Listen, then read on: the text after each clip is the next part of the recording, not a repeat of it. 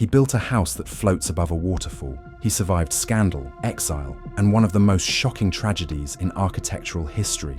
And at 80 years old, he designed a building so radical, critics said it would ruin New York. His name is Frank Lloyd Wright. And in the next 10 minutes, you'll see why he's more than just an architect. He was a revolutionary, a rebel, and maybe a genius. Frank Lloyd Wright was born in 1867 in Richland Center, Wisconsin. He grew up surrounded by the natural beauty of the Midwest, rolling hills, hardwood forests, and wide open skies. This landscape would shape his entire design philosophy. His mother, convinced her son was destined for greatness, gave him building blocks called Froebel gifts, tools that emphasized form, geometry, and harmony. From childhood, Wright wasn't just playing, he was composing space. After briefly attending the University of Wisconsin, Wright left for Chicago. In the early 1900s, Frank Lloyd Wright did something revolutionary. He broke with European styles and gave birth to a new architectural language, one that felt authentically American.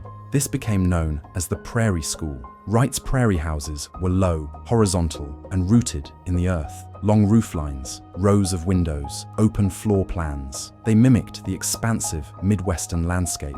Take the Roby House, built in 1909.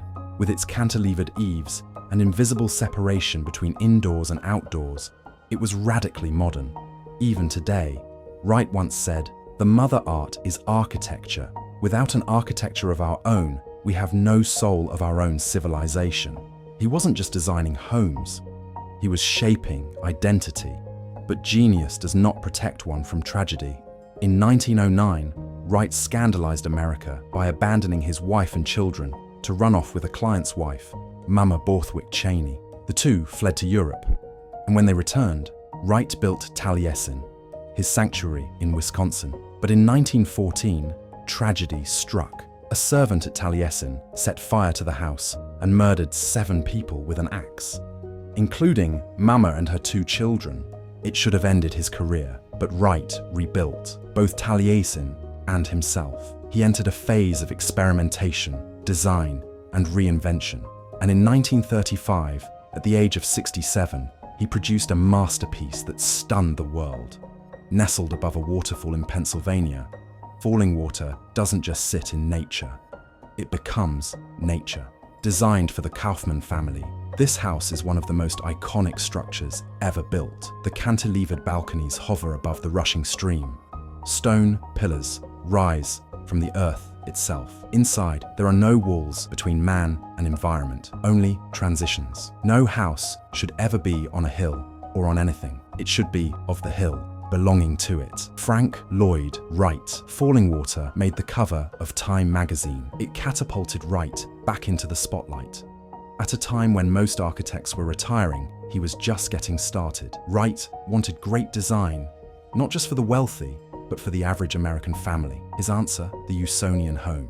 These were affordable single-story houses with no attics or basements, built with natural materials, flat roofs, and radiant heating.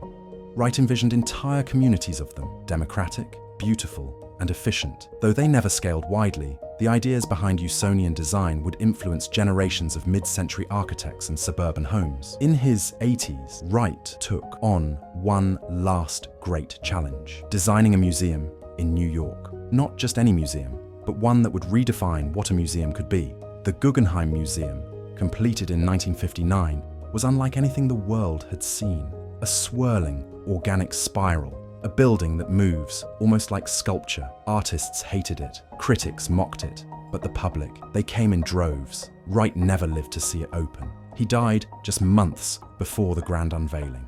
In a career that spanned 7 decades, Frank Lloyd Wright designed over 1,000 structures, from homes and churches to hotels and museums. More than a third still stand today.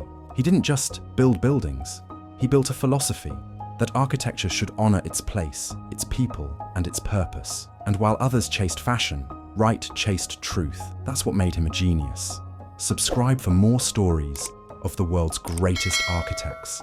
Learn architecture, understand the world. This has been Masterworks of Architecture. See you in the next episode.